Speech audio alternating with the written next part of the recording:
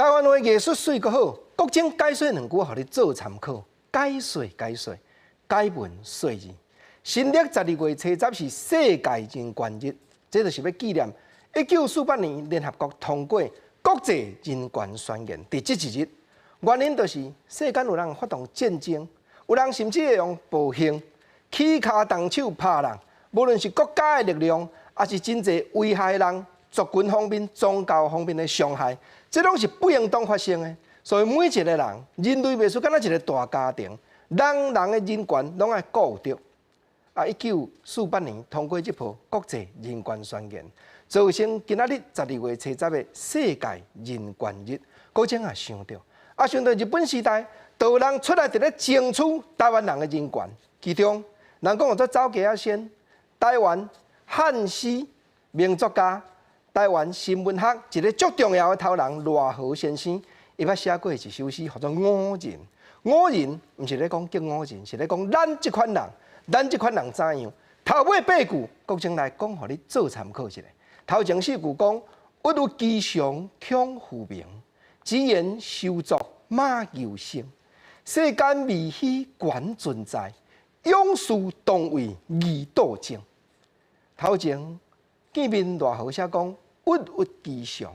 我生活中都是再三伫咧烦恼讲，会违背人对我称呼的名声。所以我日子过了是真郁闷，原因就是阮是人呢，咱毋是马，毋是牛这款生存呢。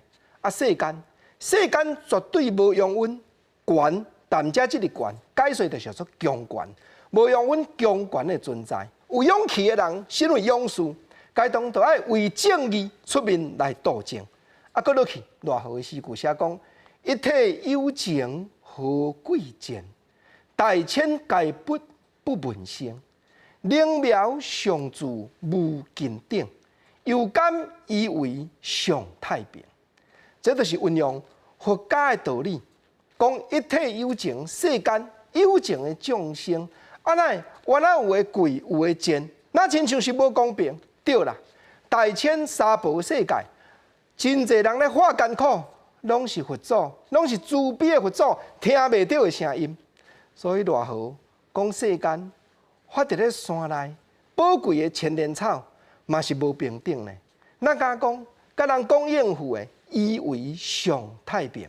我毋敢讲迄个太平话啦，因为现代咱来看出去，就是苦难的世界啦。来，国政简单，搁来读一摆，互你做参考。这首偌好的五人，讲一如吉祥恐浮名，只言修作马由生。世间未虚权存在，勇士当为义斗争。一体有情何贵贱？大千界不闻声。灵苗上主无近顶，又敢以为上太平？